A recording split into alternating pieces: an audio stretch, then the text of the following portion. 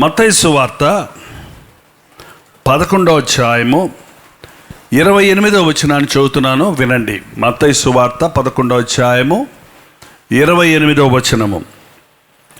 ప్రయాసపడి భారము మోసుకొనుచున్న సమస్త జనులారా, నా యొద్దకు రండి, నేను మీకు విశ్రాంతి కలుగజేతును. ప్రయాసపడి భారము మోయుచున్న సమస్త జనులారా, నా యొద్దకు రండి, నేను మీకు విశ్రాంతి కలుగజేతును. యేసు ప్రభు నోటిలో నుండి వచ్చిన మాటలు ఇవి. ప్రయాసపడి భారము మోయుచున్న సమస్త జనులారా, నా యొద్దకు రండి, నేను మీకు విశ్రాంతి కలుగజేస్తాను. మీరు నిజంగా చెప్పండి, మనం జీవించే జీవితం భారంగా ఉందా, సులభంగా ఉందా? కష్టంగా ఉందా, హాయిగా ఉందా? ఏంటో అందరికీ, డబ్బున్నోళ్ళకి, డబ్బు లేని వాళ్ళకి, ఏంటండి, స్త్రీలకి, పురుషులకి, చదువుకున్న వాళ్ళకి, చదువు లేని వాళ్ళకి, ప్రతి ఒక్కరికి కూడా జీవితం భారంగానే ఉంది. పొద్దున్న లేస్తే అబ్బా పనికి వెళ్ళాలి, అబ్బా వంట చేయాలి, పిల్లలు అడగండి, అబ్బా హోంవర్క్ చేయాలి.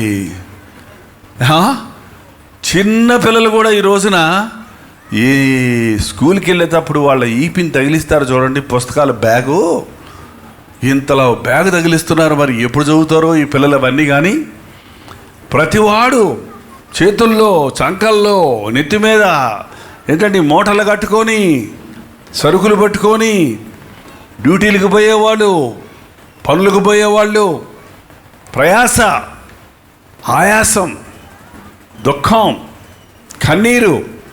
దేవుని వాక్యం చెబుతుంది, మనని ఆయుష్ 70 సంవత్సరాలు, అధిక బలం ఉంటే 80 సంవత్సరములు. వాటి వైభవము దుఃఖము, ఆయాసమే. వాటి వైభవం ఏంటంట? దుఃఖము, ఆయాసమే.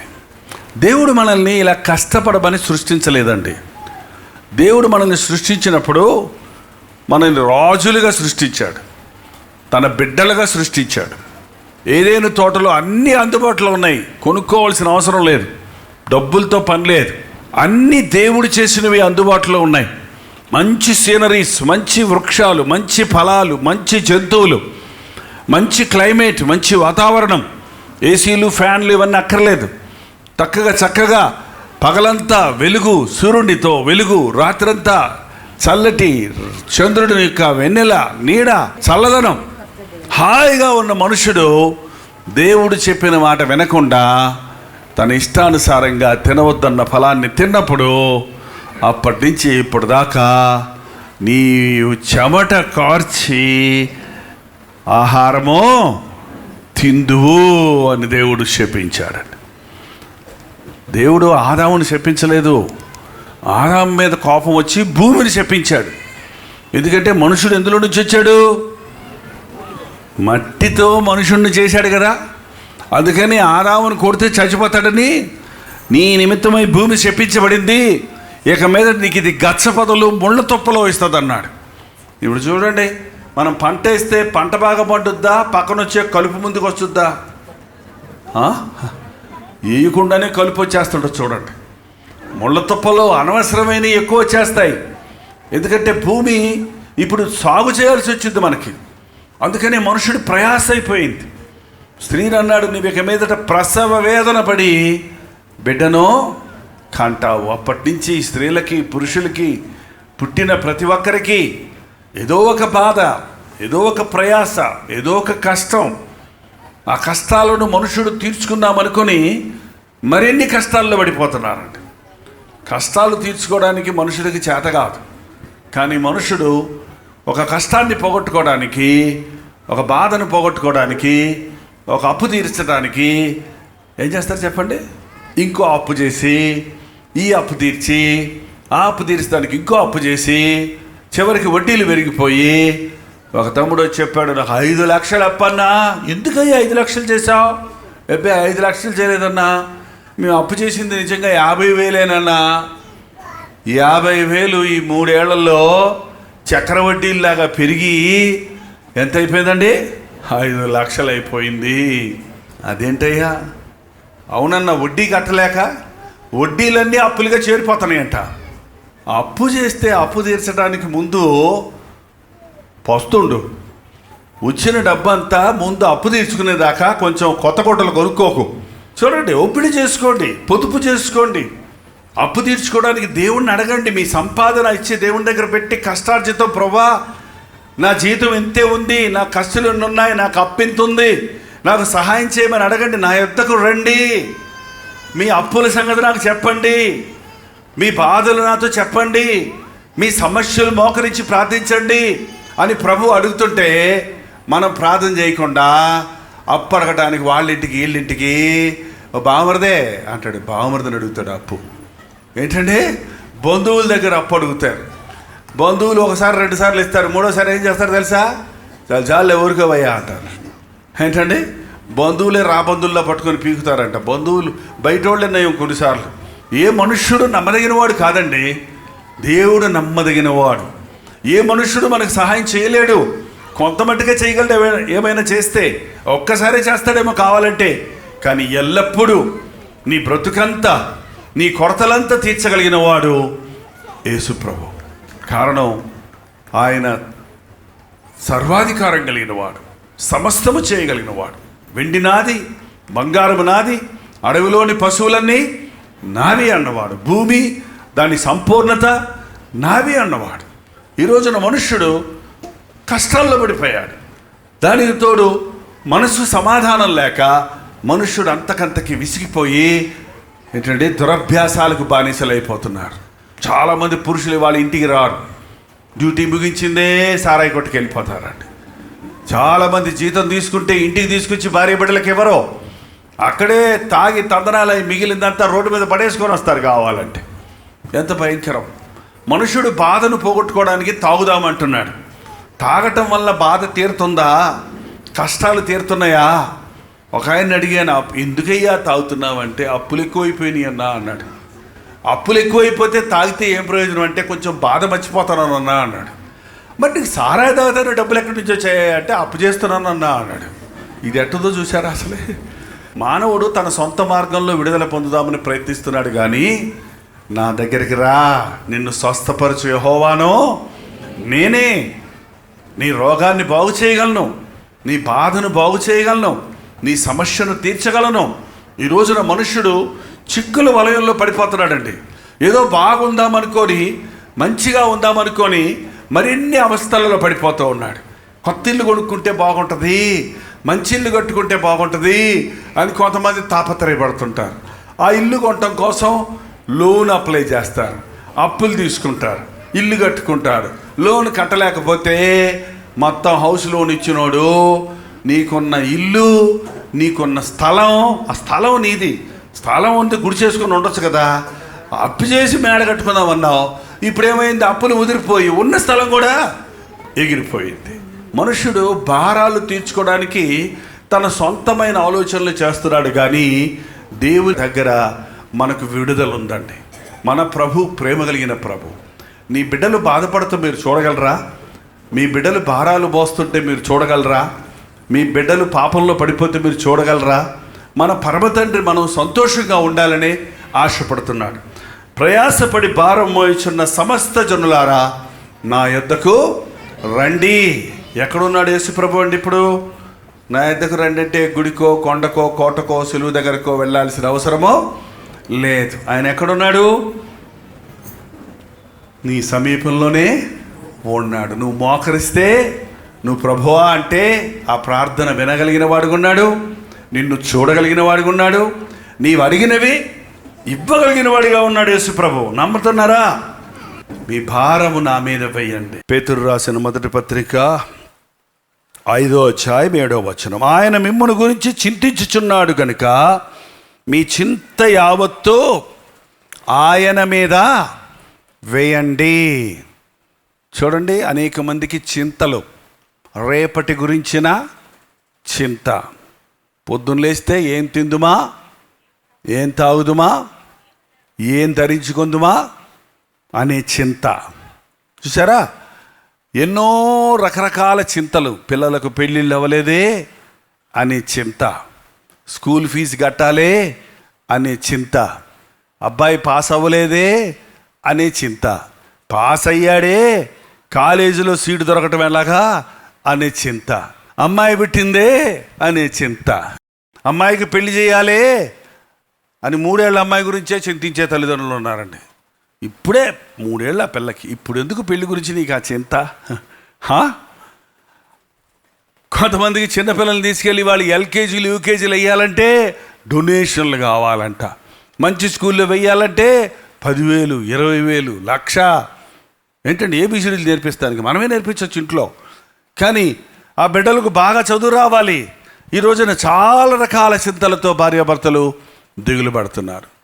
కొంతమందికి తెల్లెంటుకులో స్టార్ట్ అయినాయి అనుకోండి, అయ్యో నేను ముసలోని అయిపోతున్నా, నేను ముసలిదాన్ని అయిపోతున్నా. ఏంటంటే కొంతమందికి జుట్టు ఊడిపోతూ ఉంటుంది, నెత్తి మీద అయ్యో నాకు బట్టతలు వచ్చేస్తుంది. ఎందుకయ్యా అలా ఉన్నావంటే నా జుట్టు ఊడిపోతుంది, అరే అదైనా అటు దిగులు పడితే ఉన్నాయి కూడా ఊడిపోతాయి అయ్యా. ఇప్పటికే ఎక్కువ ఆలోచించి నీ బుర్ర హీట్ ఎక్కిపోయిందేమో, ఇప్పుడైనా దేవుణ్ణి స్తుతించు. జుట్టు ఉంటే దేవుని స్తోత్రం, జుట్టు లేకపోతే దేవుడు. చింతించకండి. దేవునికి తెలుసు ఆయన చిత్తం లేకుండా నీ తల వెంట్రుకల్లో ఒక వెంట్రుక కూడా కిందకి పడదంట. అసలే దేవుడు చెప్పకుండా, దేవుడికి తెలియకుండా ఒక్క వెంట్రుక కూడా రాలదు. నీ తల వెంట్రుకలన్నీ లెక్కించబడి ఉన్నాయి. మీరు ఎప్పుడైనా లెక్క పెట్టుకుంటారో మీ తల వెంట్రుకలు? లెక్క పెట్టి చెప్పగలరు ఎన్ని ఉంటాయో? కూర్చొని సంవత్సరం బతుకంతా లెక్క పెట్టినా కూడా లెక్కలు తప్పొస్తాయి కానీ తేలవు. కానీ దేవుడు లెక్క పెట్టున్నాడు, నిన్ను అంత గమనిస్తున్నాడు, నిన్ను అంత ప్రేమిస్తున్నాడు. ఆయన చిత్తం లేకుండా నీకేది జరగదు. చింతించడం వాళ్ళు ఎవరు? 3 ఎత్తు. కొంతమంది పొట్టుకున్నానే అని రోజు జుట్టు పట్టుకొని లాక్కుంటుంటారట. నువ్వు ఎన్నిసార్లు లాక్కున్నా ఊడిపోతే జుట్టు ఊడిపోద్ది, కానీ మనిషి మాత్రం పెరగవు. తల్లి గర్భంలో పెట్టినప్పుడే ఈ పిండం ఎంత ఎత్తు ఉండాలి అని దేవుడు దాని ప్రపోర్షన్ తోటి దాని ఎత్తులు దానికి తగినట్టుగా దేవుడు పెట్టాడు. కాబట్టే మనం పెరిగేటప్పుడు ఒక హైట్లో వచ్చి ఆగుతున్నాం. చింతించకండి. పొట్టోళ్ళ బాధలు, పొడుగోళ్ళకి పొడుగోళ్ళ బాధలు. మా పొడుగున్నోళ్ళకి పైన తగులుతూ ఉంటాయి అన్నీ. ఏంటంటే పొడుగ్గా ఉంటే బాగుండని కొంతమంది అనుకుంటారు, కానీ పొడుగున్నోళ్ళకి ఎన్ని కష్టాలు ఉన్నాయో పొట్టుకున్నోళ్ళకి తెలియదు, పొట్టుకున్నోళ్ళకి ఎన్ని బాధలు ఉన్నాయో పొడుగున్నోళ్ళకి తెలియదు. నేను ఏమై ఉన్నాను? అది దేవుని కృపలనై ఉన్నాను. చింతించొద్దు. దేవుడు నిన్ను ఎలా చేశాడో దాన్ని బట్టి ఆయన యందు ఆనందించు. మీ చింత యావత్తు ఆయన మీద వేయండి. ఓ రోజు జట్కా బండిలో ఒక ఆయన ఒక ఊరికి వెళ్తున్నారంటే, ఇప్పుడు జట్కాలు లేవులేండి, ఇప్పుడు ఆటోలు అవి ఉన్నాయి కదా. సరే ఆటో అందాం మీకు అర్థమయ్యేటట్టు. ఆటోలో వెళ్తుంటే ఒక ఆమె పెద్ద బట్టల మూట చాకిరేపు తీసుకెళ్ళి బట్టలు ఉతికేవారు. ఇంతకుముందు తెలుసా, వాషింగ్ మిషన్ లేకముందు చాకలోళ్ళు ఊరంతట్లో బట్టలన్నీ పోగేసుకొని ఊరు బయటకు తీసుకెళ్ళి చాకిరేపు తీసుకెళ్ళి చెరువులోనే ఎక్కడో బాది ఉతికి తీసుకొచ్చేవారు. మూట మీద వేసుకొని ఒక పెద్ద ఆమె పాపం మొయ్యలేక రోడ్డు మీద నడుచుకుంటూ వెళ్తుంటే ఈ ఆటో ఆయన చూసి, అమ్మ ఎక్కమ్మా అన్నాడంట. నాయన డబ్బులు లేవయ్యా నా దగ్గర అందంట. పర్లేదులే ఎక్క అన్నాడంట. సరే ఎక్కేసి కూర్చొని ఉంది. ఆటో ముందుకెళ్తుంటే కొంచెం సేపు వెనక్కి తిరిగి చూస్తే ఏమో మూట నెత్తి మీద పెట్టుకొని ఆటోలో కూర్చుందటండి. ఆటోలో కూర్చొని మూట ఎక్కడ పెట్టుకుంది? నెత్తి మీద పెట్టుకొని నాన్న తిప్పలు పడతా ఉందట. అమ్మ మూట నెత్తి మీద ఎందుకు పెట్టుకున్నావు? పక్కన పెట్టుకో, కింద పెట్టుకో అన్నాడటండి. వద్దులయ్యా, నన్నే ఊరికి తీసుకెళ్తున్నావు, మళ్ళీ నా మూట కూడా నీ ఆటోకు భారం ఎందుకు? ఏంటండి నన్నే ఊరికి తీసుకెళ్తున్నావు, నా మూట కూడా నీ ఆటోకి భారం ఎందుకని నేనే మోస్తున్నాను అందంట. చూసాడా, చాలామంది యేసుప్రభు దగ్గరికి వస్తారు, కానీ భారాలు మాత్రం యేసుప్రభు దగ్గర పెట్టరు. ఎక్కడ పెడతారు? నెత్తి మీద పెట్టుకుంటారు. మీ భారం అంతా ఆయన మీద వెయ్యండి, ఆయనతో చెప్పేసి నిద్రపోండి. కొంతమంది ప్రార్థన చేసుకుంటారు, ప్రభా నా భారాలు ఈయనైనా, నా సమస్యలు ఈయనైనా, కష్టాలు ఈయనైనా, నాకు ఇబ్బందులు ఉన్నాయి ప్రభా, ఇటువంటి పరిస్థితులు ఉన్నాయన, నా దిగులో ఉంది కానీ, నా బాధకు ఉంది నాయన, నాకు సాయం చేయి, ప్రార్థన విన్నావు, నమ్ముతున్నాను నాయన అనేసి ఏం చేయాలి చెప్పండి? ఇప్పుడు హాయిగా తలగడ మీద తలకాయ పెట్టి గొర్రక పెట్టి నిద్రపోవాలి. కానీ కొందరు ఏం చేస్తారు, అంతసేపు ప్రార్థన చేసి మళ్ళీ పడుకొని రేపెట్ట ఏం చేయను, ఎందుకు వచ్చిన బతుకు, ఫ్యాను ఫ్యాను ఫ్యాను చీరా చీరా ఫ్యాను ఏంటి చీరా ఫ్యాను చీరా ఫ్యాను చీరా ఫ్యాన్ అని పాట పాడుతుందంటే సైతాను. మీతో పాడింది ఎప్పుడన్నా? నీ బాధలు తీరవు, నీ కష్టాలు తీరవు, నీ బతికింతే, ఇంకెందుకు వేస్ట్, తెల్లారితప్పుడు చచ్చిపో, హాయిగా చచ్చిపో, హాయిగా చచ్చిపో. ఎంతమంది ఈ రోజునండి అప్పులు తీర్చలేక, సమస్యలు ఎదుర్కోలేక, భారాలు తీరక ఏం చేస్తున్నారండి? చదువుకున్నోళ్ళు, సినిమా యాక్టర్లు, డబ్బులున్నోళ్ళు, పల్లెటూరోళ్ళు ఫ్యాన్కి చేరేసుకొని చచ్చిపోయారంటే పోనీ మోటోళ్ళు అనుకోవచ్చు. అన్నీ తెలిసినోడు కూడా ఏంటి టవలేసుకొని పంచేసుకొని పీకి గుడ్డేసుకొని ఫ్యాన్ కట్టుకుంటే ఉక్కిరి బిక్కిరై చేస్తాడు కదా అని తెలిసినోడు కూడా ఎంత ఎంత నీచంగా, ఎంత హీనంగా చచ్చిపోతున్నారు. ఎన్ని ఆత్మహత్యలు జరుగుతున్నాయో తెలుసా అండి? ఎంతమంది చచ్చిపోతున్నారో తెలుసా? ఎందుకో తెలుసా? భారాలు మొయ్యలేకపోతున్నారు, వాళ్ళ సమస్యలకు పరిష్కారాలు కనుగోలేకపోతున్నారు, వాళ్ళ చింత ఎక్కువైపోతుంది. చింతించుచున్నప్పుడు, దిగులు పడుతున్నప్పుడు అండి సాతానుగాడు మనల్ని కృంగతీస్తాడు. వాడి పనే మనల్ని కృంగతీయటం. సాతాను ఎప్పుడు కూడా మనుషుల్ని ఎంకరేజ్ చేయడు. వాడు ఏం చేస్తాడు తెలుసా? డిస్కరేజ్ చేస్తాడు. సాతాను ఎంకరేజ్ చేశాడంటే దేనికి చేస్తాడంటే పాపం చేయడానికేమో ఎంకరేజ్ చేస్తాడు, ప్రభు కొరకు బ్రతకడానికేమో డిస్కరేజ్ చేస్తాడు. డిస్కరేజ్ ఎంకరేజ్ అంటే తెలుసా అర్థం? పాపం చేయడానికి మాత్రం ఇది చూడు భలే ఉండొచ్చు, కొంచెం దాకా ఒకసారి ఒక్కదా అని ఊరిస్తాడు. ఏంటంటే పాపం చేసిన తర్వాత అయ్యో నాయన పర్వాలేదే దేవుడు క్షమిస్తాడు అండవు. నీ బతికింతే, నీ కర్మింతే, నీ వింతే, నీ బతికింతే, ఇంకెందుకు చావరాదా అని మళ్ళీ ఏం చేస్తాడు? కృంగదీస్తాడు. ఆశ పెట్టేది వాడే, పాడు చేసేది. సాతాను మాటలు వినకండి, లోకపు మనుషుల మాటలు వినకండి, లోకాన్ని, లోక కార్యాలు చూడకండి, లోకంలో ఉన్నలాగా ప్రవర్తించకండి, యేసు వైపు చూడండి. నా ఎద్దకు వచ్చేవారు నేను ఎంత మాత్రమో తోసివేయను. నువ్వు ఎలాంటి స్థితిలో వచ్చినా, ఎంత పాపంతో వచ్చినా, ఎన్ని సమస్యలతో వచ్చినా, ఎన్ని చిక్కులతో వచ్చినా, ఎన్ని ఇబ్బందులతో వచ్చినా నేను మీకు విశ్రాంతి కలుగు చేస్తాను. మీ భారాలు మీరే మొయ్యకండి, మీ భారాన్ని ప్రభువు మీద వేయండి. అనుదినము ఆయన మన భారములను భరించుచున్నాడు అని పరిశుద్ధ గ్రంథంలో ఉంది. అనుదినము మనకు కొత్త భారాలు వస్తుంటాయి. ఇవాళ భారం తీరిపోయిందంటే సరిపోయిందేంటి, తెల్లారితే మళ్ళీ ఒక కొత్త సమస్య. చాలామంది అదే చెప్తున్నారు, అన్నా నాకు ఒకటే ఉద్యోగం లేదన్నా, ఉద్యోగం ప్రాణం చేస్తే ఉద్యోగం వచ్చిందన్నా. ఎలా ఉందయ్యా అంటే అయ్యో భలే కష్టంగా ఉందన్నా. ఉద్యోగం లేకపోతే కష్టంగా ఉంది, ఉద్యోగం వస్తే కష్టంగా ఉంది. ఏంటండి పీకదంటున్నాడన్నా మా బాసు, ఆదివారం కూడా మీటింగ్కి రమ్మంటున్నాడన్నా, ఆదివారం కూడా ఆఫీస్ రమ్మంటున్నాడన్నా, లీవ్ దొరకటం లేదన్నా, నా పక్క వాళ్ళందరికీ అసూయన్నా, నేను కొత్తగా వచ్చానని పాత వాళ్ళందరూ నా మీద పగబట్టారన్నా, నా మీద లేనిపోయి బాసుకు చెప్పి నా ఉద్యోగం ఊడదీస్తాను. ఏదో సమస్య వస్తూనే ఉంది. ఎవడో ఒకడు పక్కనున్నాడు రేగుతూనే ఉంటాడు మన మీద. అందుకని ఎక్కడికి పారిపోతాం? అందుకని దానికి పరిష్కారం ఏంటి? దెబ్బకు దెబ్బ, పంటికి పన్నట్టు తిట్టేవాళ్ళని తిట్టి, కొట్టేవాళ్ళని కొడుతూ, ఏంటండి పాపానికి పాపం చేస్తే పనికి మాలిన వాళ్ళం అయిపోతాం.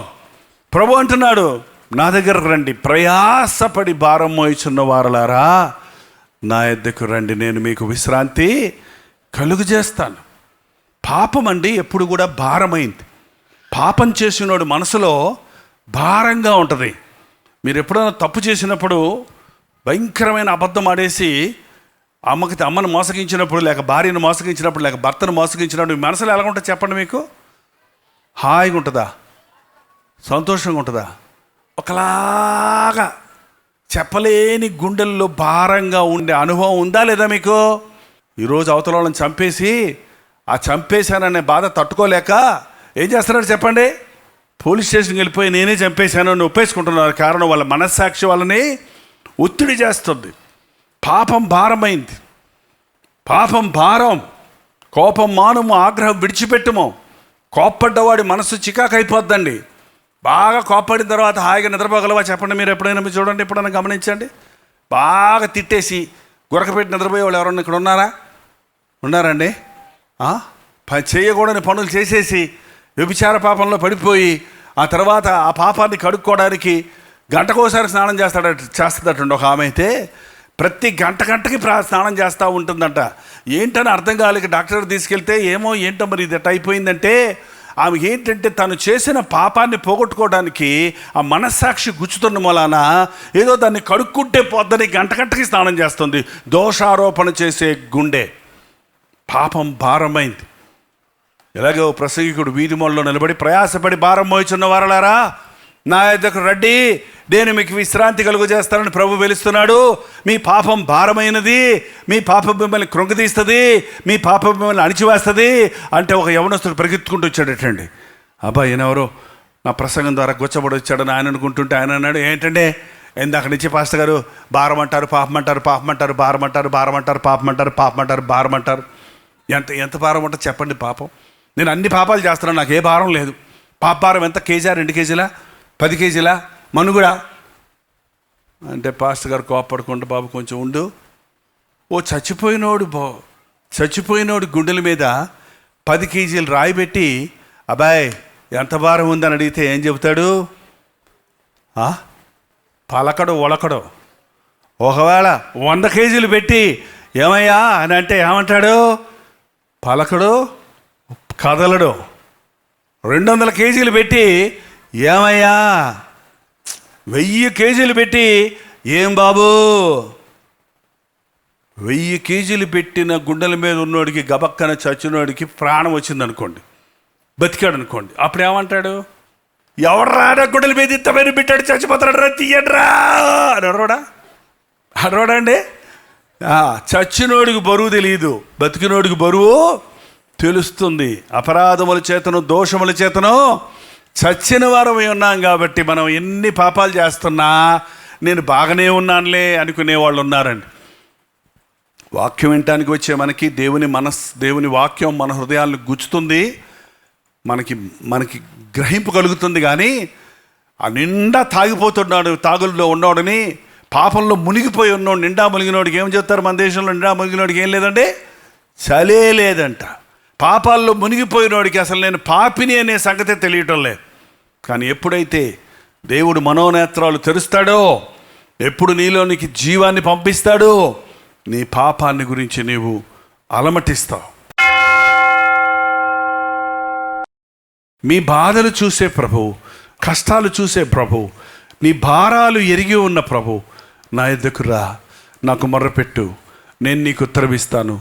నా దగ్గరికి రా, నిన్ను స్వస్థపరుస్తా, నిన్ను ఆదరిస్తా, నీకు సమస్యలకు విడుదల కలుగు చేస్తాను. నీవు అడిగి ఊహించిన దానికంటే ఎక్కువ ఇస్తారన్న యేసయ్య ఈ రాత్రి ఇక్కడ సిద్ధంగా ఉన్నాడండి. ఒక్క నిమిషం ప్రభుతో చెప్పండి. మీరు ఎక్కడున్నా సరే ఈ ప్రార్థనలో ఏకీభవించేవారు ఒక అద్భుతాన్ని సమయంలో ఎదురు చూడండి. ప్రభువు హస్తములు చాచి ఉంచి ఉన్నాడు, నిన్ను కౌగిలించుకొని నిన్ను ముద్దాడాలని, నిన్ను ఆదరించి నిన్ను క్షమించాలని, నీ భారముల నుండి, నీ సమస్యల నుండి, వ్యాధుల నుంచి నిన్ను విడిపించాలని ఆశ కలుగుతున్నాడు. ప్రభు నాకు సహాయం చేయమన్నవారు మీ కుడి చేతి చూపించండి. మీరు ఎక్కడున్నారో అక్కడ, ఈ సోషల్ మీడియా ద్వారా ఈ వర్తమానాన్ని వింటున్న వారు కూడా మీరున్న స్థలములో మీ భారాలేంటో దేవునితో చెప్పి ప్రార్థనలో ఏకీభవించండి. ప్రభు ఒక అద్భుతాన్ని జరిగిస్తాడు. పరిశుద్ధుడా, ప్రేమగల తండ్రి, ఒక్కసారి నీ బిడ్డలను చూడుము నాయన. తండ్రి, నీ నామములో కూడి వచ్చున్నాము నాయన. భారాలతో వచ్చున్నామయ్యా, సమస్యలతో వచ్చున్నామయ్యా, వ్యాధులతో వచ్చున్నామయ్యా, జీవితంలో విరక్తి చెందిపోయి ఉన్నామయ్యా, విసిగిపోయి ఉన్నామయ్యా, బ్రతకలేక చావలేక నాయన ఇబ్బంది పడే స్థితిలో మేమున్నామయ్యా. మమ్మల్ని కనికరించు. మా భారాలు నీ యొద్దకు తీసుకుని వస్తున్నాం. నీ పాదాల దగ్గర ఒప్పుకుంటున్నామయ్యా, నీ సిలువ చెంత వేడుకుంటున్నామయ్యా. మా తప్పులను క్షమించు నాయన. నీ రక్తములో మమ్మల్ని కడిగయ్యా. నోరు విప్పి నీతో చెప్పిన ప్రతి భారానికి జవాబు దయచేయి. వచ్చిన వారుగా కాక నిన్ను మోసుకొని పోవడానికి మాకు సహాయం చేయి. మా గృహాల్లోనికి నీవు రానాయనా, మా కుటుంబంలోనికి నీవు రానాయనా, మా హృదయముల్లో నీవు ఉండయ్యా. నీతో నడుస్తామయ్యా. నీ కాడి సులువైంది, నీ సన్నిధిలో విశ్రాంతి ఉంది, నీ సన్నిధిలో సమాధానం ఉంది. నువ్వు ఉంటే మాకు చాలు అన్న తీర్మానంతో మేము వెళుతుండగా నీ సన్నిధిని మాకిచ్చి నడిపించమని యేసు క్రీస్తు నామములో అడుగుచున్నాము తండ్రి. మన తండ్రి అయిన దేవుని యొక్క ప్రేమయు, కుమారుడైన క్రీస్తు యొక్క కృపయు, ఆదరణకర్త అయిన పరిశుద్ధాత్మ యొక్క సహవాసమును కుడి వచ్చిన ప్రతి ఒక్కరికి ఇప్పుడును సదాకాలమును తోడై ఉండును గాక. ఆమేన్.